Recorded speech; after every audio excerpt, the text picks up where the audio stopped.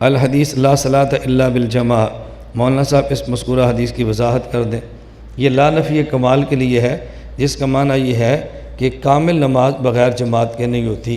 اس کا معنی بغیر جماعت کے نماز پڑھیں گے ادا تو ہو جائے گی، لیکن ترک جماعت کی وجہ سے واجب کا ترک ہوگا، اور واجب کو چھوڑنا گناہ ہوتا ہے، تو نماز کا کامل ثواب آپ کو نہیں ملے گا۔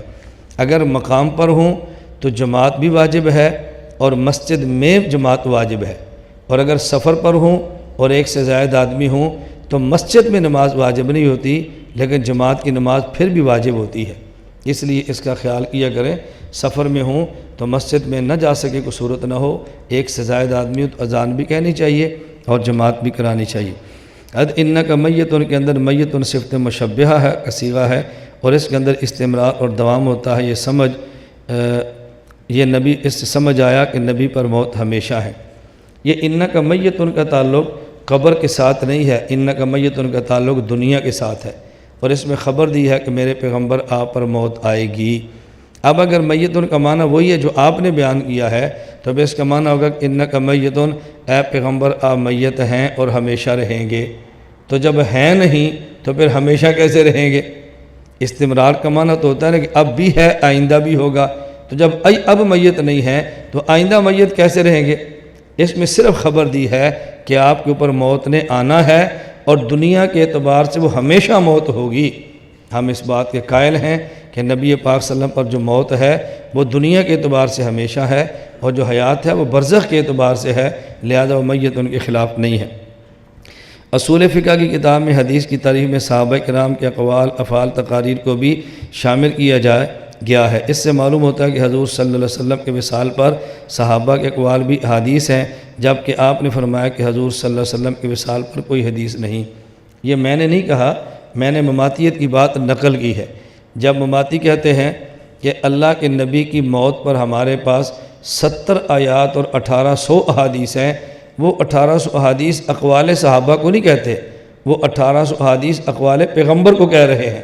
تو میں ان سے مطالبہ کرتا ہوں کہ جس پیغمبر کے اقوال آپ 1800 بیان کرتے ہیں، ان میں سے ایک حدیث ہمیں بتا دیں، تو وہ صحابی کے قول فعل تقریر، تابعی کے قول فعل تقریر۔ میں سمجھتا ہوں کہ محدثین نے حدیث کی تعریف میں لکھا ہے، علامہ طیبی نے شرح مشکات میں لکھا ہے، شیخ عبدالحق محدث دہلوی نے مقدمہ مشکات کے اندر لکھا ہے، آفت ابن حجر اسقلانی نے شرح نخبہ میں لکھا ہے، حضرت مولانا ظفر احمد عثمانی نے القواعد فی علوم الحدیث میں لکھا ہے، مولانا خیر محمد جلندری نے خیر الاصول کے اندر لکھا ہے۔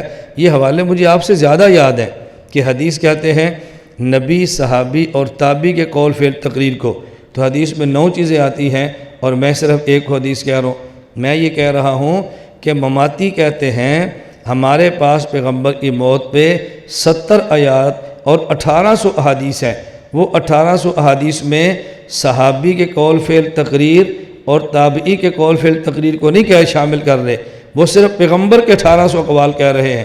میں نے اس لیے کہا 1800 میں سے کوئی ایک قول آپ ہمیں بھی سنا دیں۔ آپ نے فرمایا کل نفس ذائقۃ الموت، کہ آپ تو نہیں مرے ابھی، تو مستقبل کے اندر موت آ جائے گی، نبی پر پہلے آ چکی اور ہم پر بعد میں آئے گی۔ اللہ آپ کو سمجھ عطا فرمائے۔ میں نے گزارش کی تھی کہ نبی پر موت آ چکی ہے، اس پر دلیل کیا ہے؟ کہتے ہیں کل نفس ذائقۃ الموت۔ میں نے کہا وہ تو آپ بھی نفس نے، تو آپ پر موت آ چکی ہے؟ کہتے ہیں جی آئے گی۔ تو میں نے کہا پھر مانو قرآن کریم میں ہماری یا اللہ کے نبی کی موت کی خبر دی ہے، موت کا وقوع بیان نہیں کیا۔ وقوع موت اور ہے اور خبر موت اور ہے۔ استاد جی ہم نے دیگر اکابر سے سنا ہے کہ گھڑی بائیں ہاتھ میں باندھنی چاہیے، آپ دائیں ہاتھ میں باندھتے ہیں۔ پہلے یہ فیصلہ کریں کہ آپ مجھے اکابر میں سمجھتے ہیں یا نہیں، پھر تو بات ہوگی نہیں بعض اکابر یہ بعض اکابر یہ۔ اگر میں آپ کے اکابر میں ہوں ہی نہیں تو پھر تو میری رائے کا فائدہ ہی کوئی نہیں ہے کسی قسم کا۔ اتنی بات آپ سمجھ لیں اچھی طرح۔ گھڑی کا مقصد کیا ہے؟ اگر گھڑی کا مقصد شوشہ ہے، اس کا حقدار بایاں ہاتھ ہے، کیونکہ شوشہ کو اچھی چیز نہیں ہے۔ اور اگر گھڑی کا مقصد یہ ہے کہ میں اس سے ٹائم دیکھوں نماز پڑھوں، اس سے ٹائم دیکھوں تہجد پڑھوں، اس سے ٹائم دیکھوں سبق پڑھوں، اب گھڑی کا مقصد جائز ہے، اور اچھے اور جائز مقاصد کے لیے دایاں ہاتھ مناسب ہے یا بایاں ہاتھ مناسب ہے؟ تو میں سمجھتا ہوں جن اکابر کی نظر شوشہ پر ہے ان نے بائیں ہاتھ کا فرما دیا، اور ہم جیسے اصاغر کی نظر جائز اور مستحبات امور پر ہے، اس لیے ہم بایاں ہاتھ نہیں فرماتے، ہم دایاں ہاتھ کہتے ہیں، کہتے بھی ہیں اور دائیں ہاتھ پر پہنتے بھی ہیں۔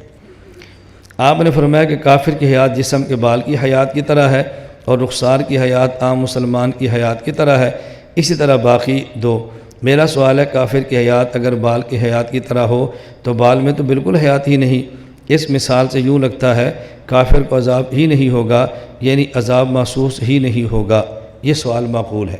معقول سوال پر میرا بہت دل خوش ہوتا ہے، ان نے سوال بہت اچھا کیا ہے، چونکہ ہمارے کتب فقہ میں ہے شعر المیت ولحمھا شعر المیت وعظمھا طاہر، ہمارے خلاف للشافعی لأنہ من اجزاء المیتہ، امام شافعی فرماتے ہیں کہ نجس ہے اور ہم کہتے ہیں طاہر ہے۔ ہمارے فقہاء دلیل یہی دیتے ہیں کہ ہڈی اور بال کے اندر حیات نہیں، جب حیات آئی نہیں تو یہ میتہ بھی نہیں، جب میتہ نہیں تو میتہ کے اجزاء میں سے بھی نہیں، اس لیے ہم اس کو طاہر مانتے ہیں اور امام شافعی اس کو نجس مانتے ہیں۔